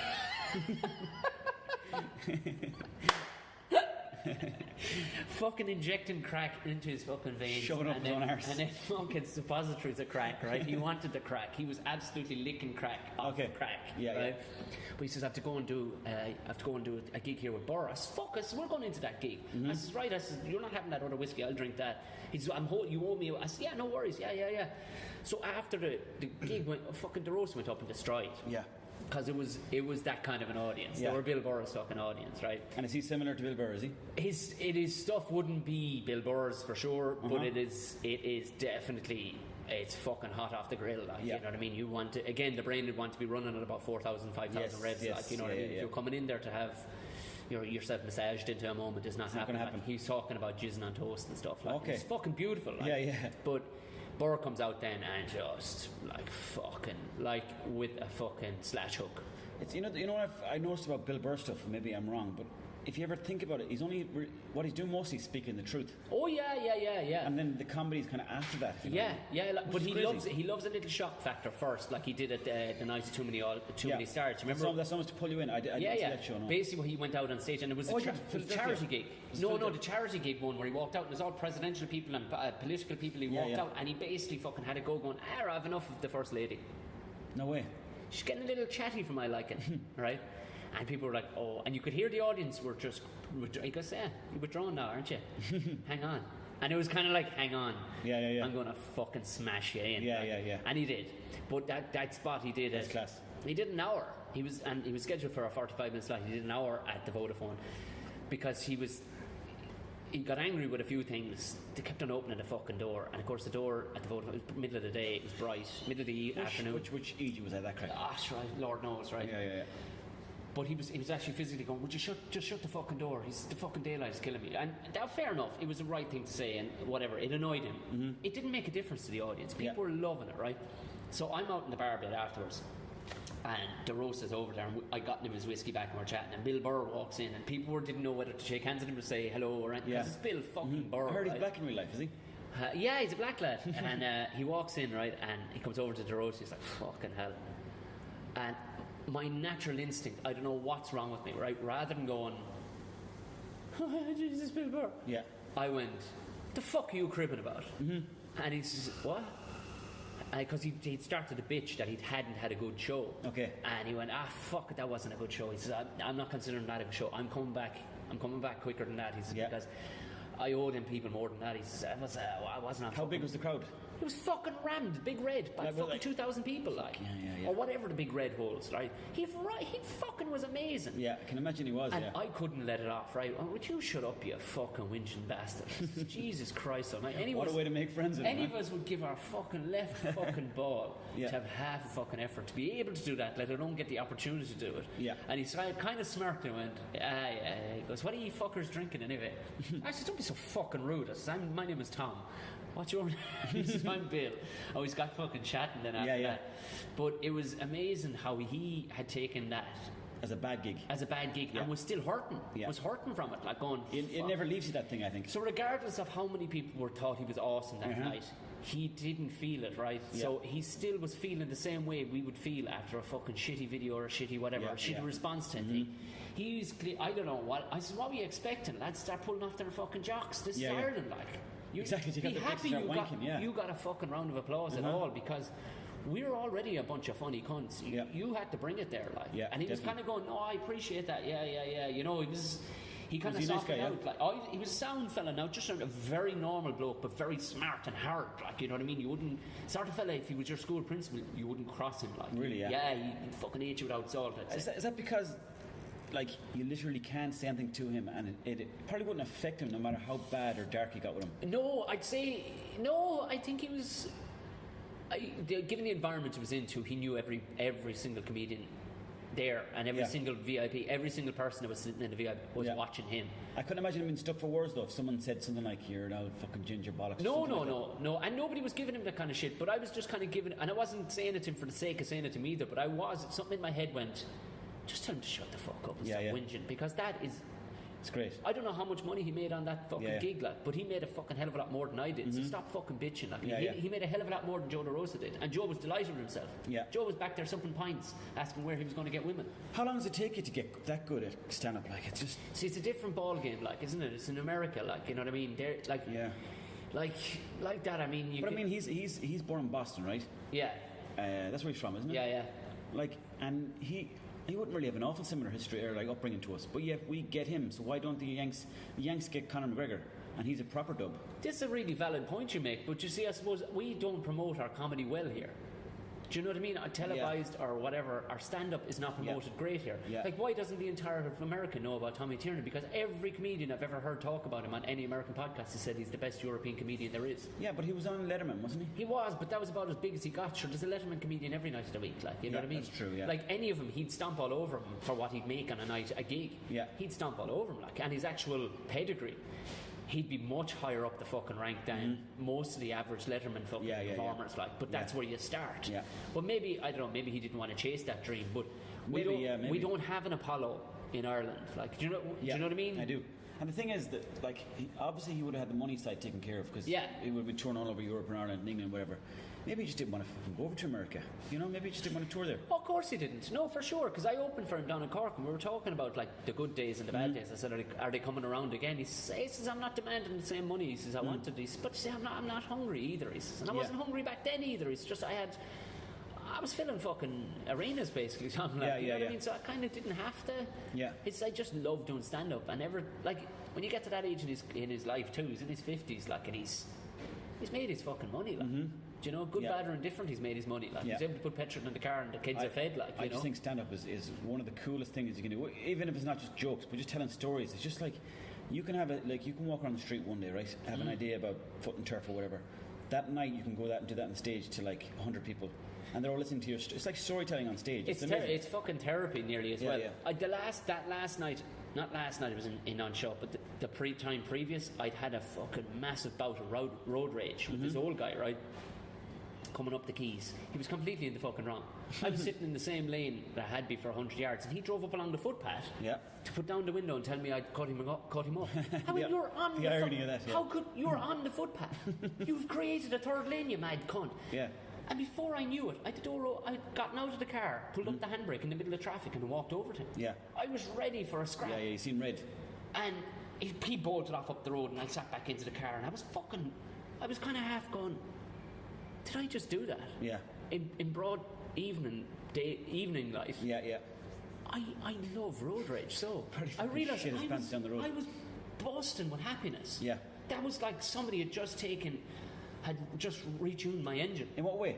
I was pumping like I just want to fight. Okay, yeah. Like it was unbelievable. I was actually just fucking raring to go. I could not wait to get on stage. I was fucking spitting fury that I was closing the show. Yeah. That I couldn't go on first. Because the opening thing I went. You had the energy up. I just started talking about the road rage. Yeah. And how what do I do now to satisfy my need? Like, you know, and they were going with me on it. They were like, yeah, I'll get you weird cunt. Like, you know what I mean? Yeah. But you're dead right. You can actually fucking vent anything you want. You can just literally get it out there. You know? It's amazing. And it'll win or die, but it's out of your system. You can actually physically, and people will sit there, because if you tried telling anybody, just random people on the street, you'd just be a mad cunt. Like. Of course, yeah, but you can go on stage and do it, and it gives it a different kind of, I don't know, like a different context, I suppose. You had a kind of your, I suppose it was a vlogcast, hadn't you? In the van. Oh, that's right. I did Hardman in Cars Getting Coffee, because there was a TV show called Comedians in Cars Getting Coffee. Jerry Seinfeld show. Right. He copied me, the fucker. No, I wish he did. So I just had like people like Owen Roddy. Yeah. John Kavanagh, Aisling Daly, and Paddy Hoolan. All SPG finalists. John Kavanagh was in a pub. Sorry. The other three were like just in a van. So just we were going around. Who's the lad driving the van? He seems to be the quietest fella ever, just driving the van. No, he's not quiet. Isn't he? His nickname is Hammer. Class. And he wants to be called Hammer. He doesn't want to be called anything else. He insists on being called Hammer. Exactly. Yeah. The Hammer or just Hammer? Just Hammer. Like. You can say the Hammer or Hammer Time, whatever. but he's a lunatic. Like he's got that kind of like a. I don't know, something like almost childish about him, but in a kind of, you're like, fucking hell, this guy's crazy. Oh, he could kill you kind of a way. Okay, yeah. He drives the Aslan boys around. You know, really? Yeah, he does, and he does kind of security for them as well on top of that. Right. Yeah, he's how did that relationship start, if you don't mind me asking, before we even get into... I don't even know, I don't know how he got driving the van. See, okay, I know actually what happened, right? We had a producer for that show. Right. And I said to him, I'll drive the van. He goes, okay, send me your license. I knew my license out of date. So I was like, oh yeah, I just forgot it. I said, well, I'll drive the van, no bother. Yeah. And he goes, well, I'll need the license because I've got to show it to Satanta, who were paying for the insurance and everything. Yeah. Yeah, exactly. So I gave him a license that was out of date for like maybe 4 or 5 months, maybe. Right. So then he's like, oh, that's not out of date. You can't drive. And I was like, oh, sure, I'll drive the van, no bother. I wanted to drive it because you know, like the West of Ireland or whatever, you'd be driving around even if you didn't have the license. Oh, you wouldn't even need tax or fucking insurance. Exactly. Yeah. As long as it's moving, you know. Yeah. So then the guy that was producing it, he knew Hammer from something else. So right. Then the morning of the shoot, he was like, well, he's going to be driving. You can't be driving because you're, you know, you don't have the license. Yeah. But I think Hammer was very good. I think it worked well because he was nearly like what Jamie is to Joe Rogan. Yeah, do you know what I mean? Pull that shit up, Jamie. Yeah, exactly. Yeah. He was just a good. He was handling the unnecessary side of the conversation, like, you know what I mean? But I had a lot of gags set up for driving, if you know what I mean. I had stuff that was in the dash that I was going to like be just taken out of the dash. Yeah. So, you know, like kind of almost changing gears roughly, that kind of stuff. Like going around roundabouts too much, that kind of thing. So they were gags I kind of missed out on. But at the same time, it did work. It totally worked. Totally worked. Like the fucking tea in the flask was brilliant. Oh yeah, you like that one? Yeah. That was. And they all totally went for it too. Definitely. Oh yeah, Paddy Hoolan was fucking mad crack altogether. I did a thing with him at judging a Dancing with the Stars thing one night. Very random. Oh, for fuck's sake, 2 fellas. They had me, him, McGregor's sister, and a one who knew about dancing, right? And it was for charity, and we agreed to it and all the rest of it. And the microphone was one microphone, and they'd come out and they'd do their dancing. And these people were breaking their bollocks to try and raise money, and so they were dancing, so you couldn't slag them off too much, right? Whatever. The dancing one would answer and say, oh, you're brilliant. And they'd come to McGregor's sister, Erin, and she'd say, she knew a bit about dancing. Then to come to me and I'd say something silly, which is what was needed. And it would come to Paddy, and Paddy would go, deadly. So in fairness, he opened up with you, good like. Yeah, definitely, man. All he wanted to do with me was go hunting after us. Really? Yeah. Like, yeah. Jeez, I heard you have guns and stuff. I said, yeah. Oh, fuck, I'd love to. I have a gun too, but I never really go shooting. I said, fuck, have you got that far? He goes, I live in Jobstown. He's a funny fucker. He is a funny fucker. He's a natural comedian, like. Total piss taker of himself too. Oh, yeah, definitely. Yeah. Like a fellow with your actual skills could be the biggest dickhead ever. Like, you know what I mean? Because you're, one of the most dangerous people walking around on two legs. It's like, crazy, but yeah. It's often you'd find that like the lethal fuckers don't need to be dickheads because they know it, like internally they know how tough they are. Yeah, they destroy you. Yeah, exactly. Yeah. But he's a nice guy. Yeah. Did anybody like has McGregor ever reached out like or he's seen your videos like he would? I don't know. I hope he has. He would have. I hope he has. I genuinely don't. There's know. a lot of downtime between training, like you know what I mean. Like, yeah, maybe he's listen to Joe Rogan or something. I don't know. But no, I haven't got in contact with Conor just yet. That's my next kind of thing to get to. But you're the natural first person that you have to like an interview with him you would be great. as Yeah, well, I'm thinking about going over to Vegas for like 4 days. Oh yeah. If the tickets are not too expensive, I was going to go over the 23rd, come back on the 28th, because the fight's 26th. So just go over and do some like vox pops with people. That'd be amazing. Yeah, but I don't think you'd get near him. But you wouldn't. No. But the footage would be great. But you'd probably get Owen Roddy though. You see, you know what I mean? You'd definitely get Owen Roddy. Yeah. You know. Yeah. I think Michael Connon's over there too, isn't he? He probably would be brought on with him. Like, yeah. I think he is actually. Yeah. So I'm very much tempted to go. Like £700 for tickets. So that's not bad. But if they're not going up the weekend, I think I'll book it. I think you wouldn't be sorry you did it. No, you wouldn't be sorry, exactly. You wouldn't be like on your deathbed when you're 60 going, or sorry, 60 fucking, hopefully 90. Jesus Christ, you're cutting it short. Holy fuck. 90, 95. You wouldn't be like, oh fuck, I'm sorry I went to Vegas that time. You know what I mean?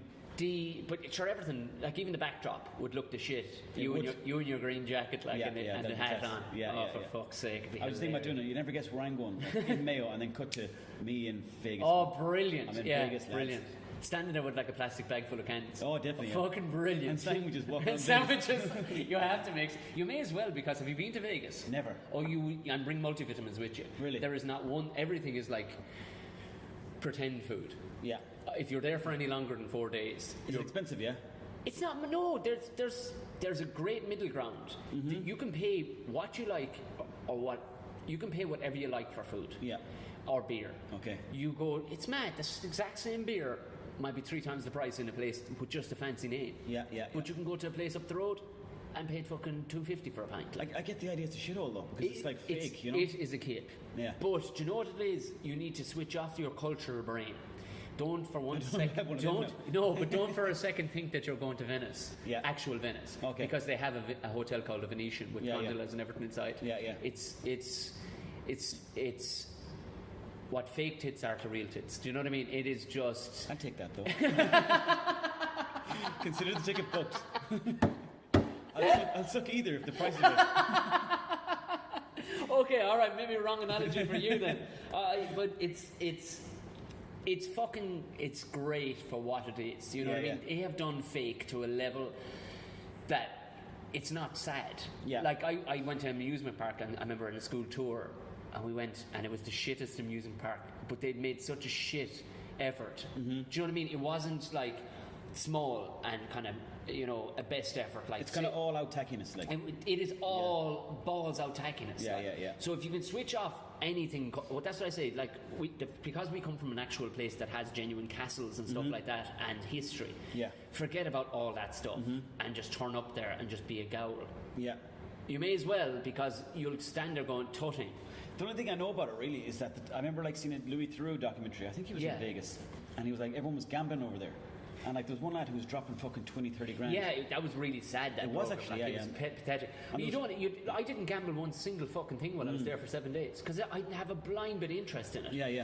All I wanted to try. I broke away from the lads for 2 days because the lads were there, but some of them were with their birds and stuff like that. And it was I was single. I just wanted to go on the rip. Yeah.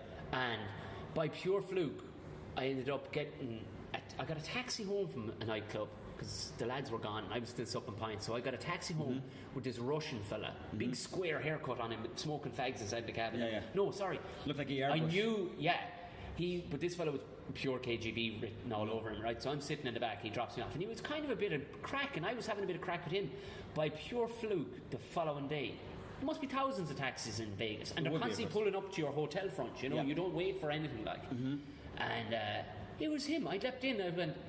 He says, "Hey, fucking Irish." I went, "Fucking Russian." I said, so I jumped up the front with him, and he was pure freaked out for a second because nobody had sat up ever. Sat up the front, and I see a packet of fags, and I smoke a fag, and he says, "Oh, thank God, I've been dying for a cigarette." I went, so two of us smoking. He says, "Where do you want to go?" Pints. That's all I want. Fucking pints of beer. Pints fashed. So no more talk. It was 12 o'clock in the day, sure. I needed pints, right? Because I was sobering back up, like, you know? And we went off, and he says, "You want to go to famous bars around?" Nah, I don't give a fuck. So we go to any old fucking pub. Yeah.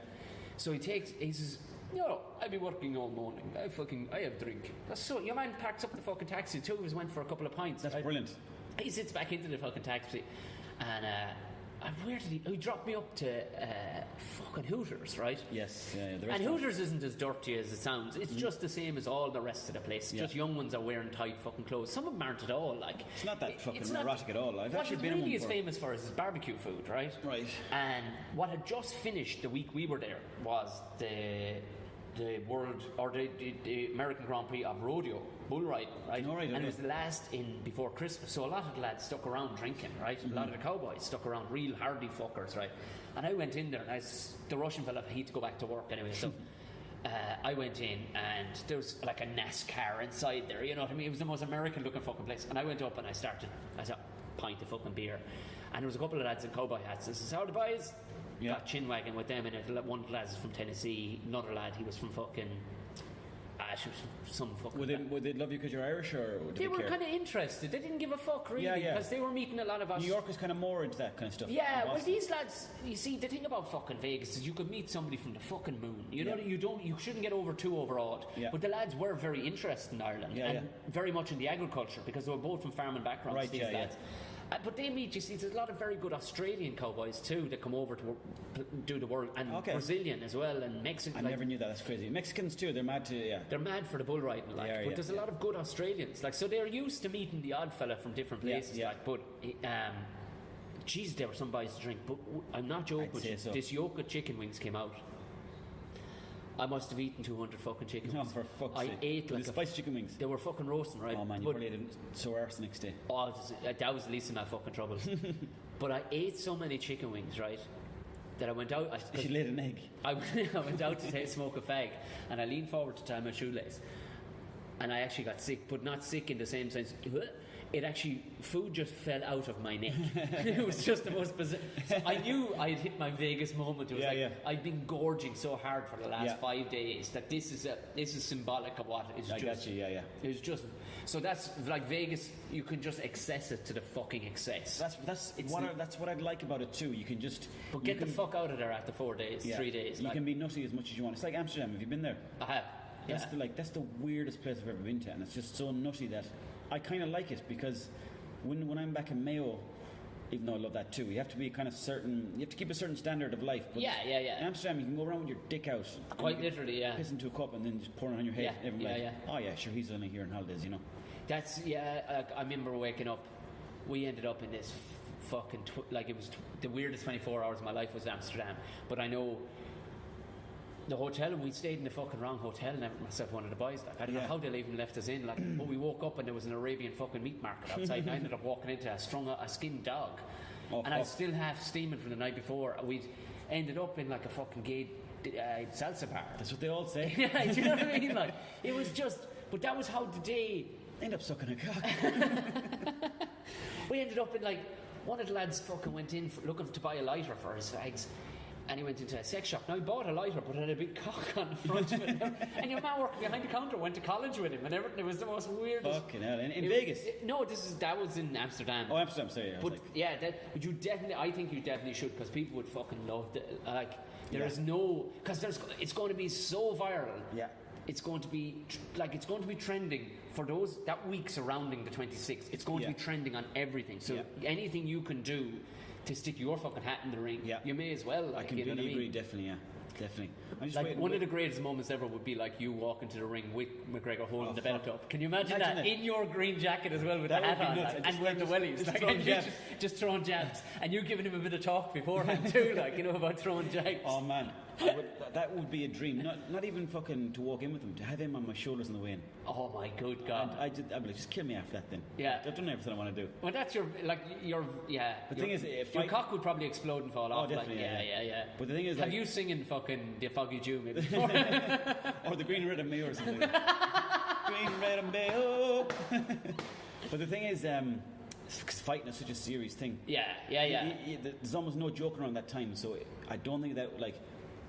You can never really get near, I suppose, a fighter during a fight. It'd be great maybe to do the press conference with him, like just leaning in, whispering into his ear every so often from behind, like, you know. Do you know what I'm saying about doing? You know the way they have them press conferences there, yeah?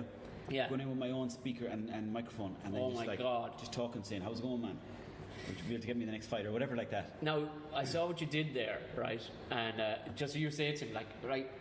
You knocked him out in the first round, Conor, and I saw what you did, and I liked it. But fair play to you. But did you not consider the jab? Like, yeah, exactly. Yeah. Let's the jab, like, start maybe critiquing what he should have done. Like, you know, like you bet him in 30 seconds. Could it not have been 10? Yeah, I mean, I'm just saying, we're almost in the same weight category. Yeah. Had I been in there, I'd say I would have lasted longer. I don't know what I've. But the Yanks wouldn't know what to make. No, of that. they wouldn't, because the irony would be lost on them. Exactly. You know what I mean? They'd be completely lost, and they'll go fucking lunatic. They'll go. Next fight, obviously, is fucking Buzz. So exactly. Owen Colgan is clearly going fighting Conor McGregor next. He's got a green jacket and just called him out. Like, yeah, exactly. Did you ever get any grief for any of your call-outs or anything like that? Did anybody take it? Because you know there's idiots out there, like, you know what I mean? Completely. Yeah. No, not. Maybe the odd person might say to me, going, "You're not a tough cunt." And but like that's to be expected, you know. But no, most people they understand where I come from is tongue in cheek and that kind of stuff. So nothing really. Do you think you progress with the character and take the full character to stage, like? Because I think that would really fucking work. Because I just did a show for the two Johnnies. Yeah, and the Gaelic lads. Yeah, and it was down in Clonmel.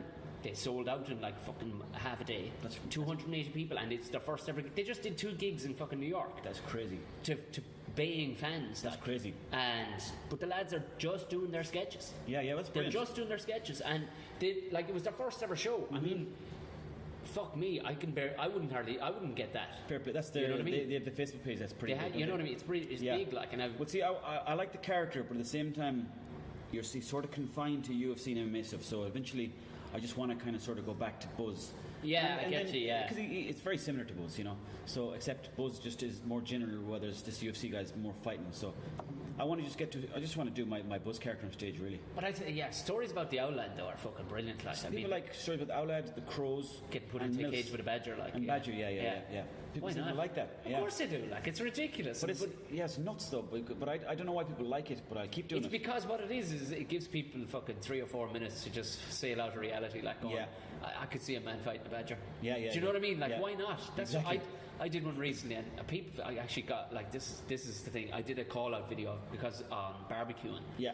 And it was basically I was cooking 5-hour ribs, and I did it gypsy style, like, where it was called, because I'd gotten a few messages about a certain well-known bloke's online magazine had just used a comedian to barbecue. A certain well-known bloke's online magazine? Yeah, which you would know well. It rhymes with schmo.I schmee. Oh, okay. Right? Okay. And they'd used a good mate as a comedian, but he was barbecuing. Now, it could be totally unrelated, but the fact that I got about 10 messages from comedians going. So what? I've been doing a bunch of barbecue videos. Yeah, okay, right. Funny ones, where I was cursing. What I was genuinely doing was taking the piss out of cooking videos. Right. Where I was just going, fuck this cunt of a thing in here, fuck that joke there. Yeah, but the food was actually turning out looking really good, and people really liked it. You know, the kind of way. And so then I did one as a gypsy character, cooking ribs on the barbecue. Like. Okay. Dog barking in the background, the whole fucking shot works, like. But it was purely as a call up. But you could see people got it straight away, like, you know what I mean? But then I got a fucking message of somebody going, you're being racist. And you're like, go fuck yourself. No way. Yeah, go fuck yourself, like. Well, what was the line that thought that was racist? Oh, it was me just pretending to be a gypsy. I said, no. Are you now telling me that gypsies don't exist? Is this what you're telling me, like? Mm-hmm. And was that all I was doing was a call out? At no point did I say I'll meet you down the caravan site or anything. Of course.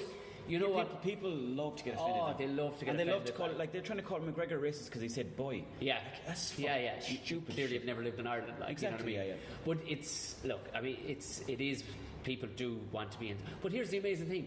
They'd almost never come up to you and say it to you. Sure they would. If face to face, if you think these keyboard warriors would ever say it to you, they wouldn't ever say it to you. It's like that guy in that car that evening. He pulled up alongside me assuming that he'd be able to unload on me and no consequences would come from him shouting in the window at me. Exactly. But the consequence was I was ready to fucking go.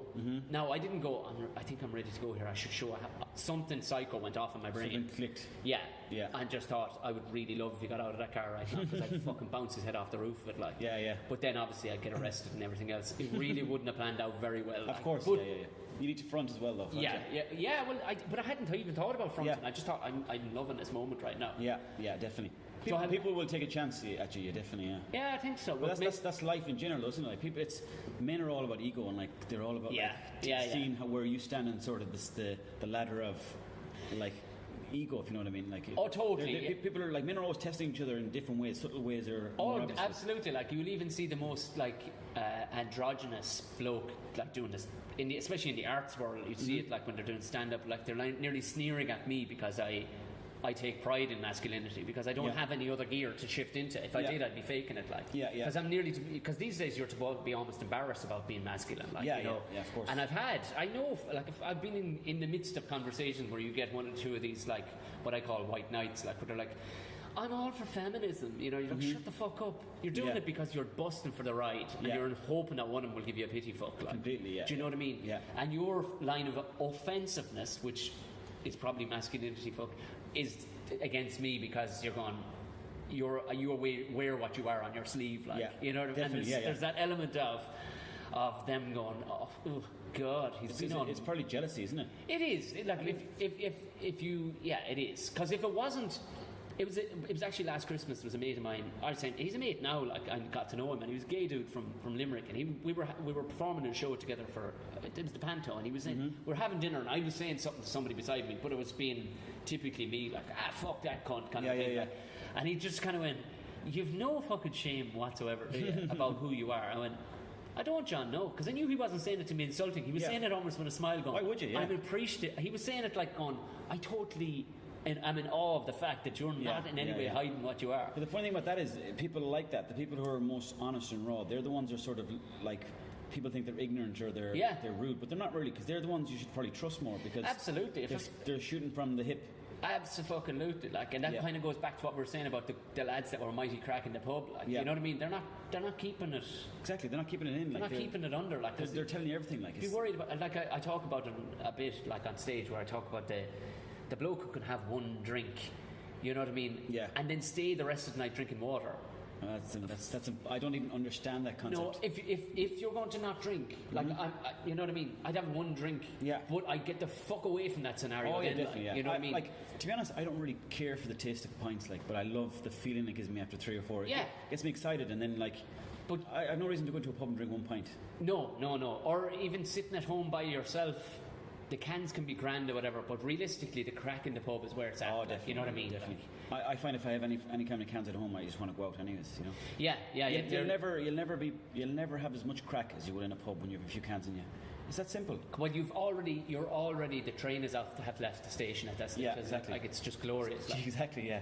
You're going to fucking Steamsville. So you think Vegas is next? I think so. Yeah. I think I'm going to go to Vegas. Yeah. I think the podcast listeners would like you to go to Vegas. Yeah. Well, I hope they would. Yeah, because I know a lad that's over there for the fight, and he said I could stay with him, so I'm going to get free accommodation. So it's just a matter of buying a ticket. He lives in Vegas? No, he's gone over for the fight. Oh, right, so he'll have a spot anyway. Exactly. Right. So I think, because I said the character that I'm playing... Lad, you're going to be absolutely fucking... steamed. You're going to be steamed, but you're going to get completely inundated with people. Like. Oh, brilliant. Irish people are the fucking best crack there is. You may get bummed. That's all I'm saying. You may get bummed. It's a chance I'm willing to take. If there's a tip to be somewhere, see what the ass out over in Vegas. Take the chance. Right, that would stick a fork in it, Owen Colgan. Thank you very much for doing that. That was mighty cracking. No problem. Anybody who hasn't heard of Owen Colgan. We're finishing it now, are we? Do you want to wrap it up? Yeah, sure, no problem. No, you said stick a fork, and I was like, is that a reference to Vegas? we're out of my arse a minute ago getting bummed. Yeah, it's maybe not the right. Stick a fork in it and then get bummed. Okay. Yeah. Cool. Anybody check out your videos. Have you got any shows? Like, cause we're going to. I'm absolutely determined to get you back on the stage more often. I appreciate that. We need to fucking actually sit down in the next. Well, I'm available to do gigs. I'm working on stuff at the moment. I just need the confidence to do it on stage. Yeah. I also have the Facebook page. Owen Collie. Is it Owen Collie or Owen Colgan? Error. It's one of them. Just two, type in Owen Colgan, they'll find you. Exactly. They'll find you. Exactly. Just look for the guy who has how many 100,000 followers? Have you got 100 over 100? I have 127,000. Yeah. By But that's not much. And in you the grand know scheme of every things. one of them. I know they're all good people. Yeah, I've about 4,000. Yeah, so I don't. Again, and I'm not trying to self-deprecate, but I don't think that's a. It's a on the register scheme of- of things, no, as video. Well, I don't know. As an Irish scene, it's not fucking bad. It's One not bad, no. person. That's to true. be one person. Yeah. Because it'd be one thing if you're part of a trio or a part of a duo, like, you know what I Yeah. mean? Like, to be one person, like. Thanks. Well, I appreciate that, but I mean, I'm grateful for all of them. Good on you. Grateful for every one of them. There'll be pamphlets being handed out throughout Dublin City as to all the things that Owen is willing to do Yeah, to I'll any do of his anything. fans. And Those listen- 127,000 fans would all get a piece of Exactly. Owen. Can I just say I'll definitely do anything for a price? I have a price. It's not that You're high. going to Vegas, man. You're going to make a fucking fortune. Brilliant. Bring it on. Bring it on. There you go.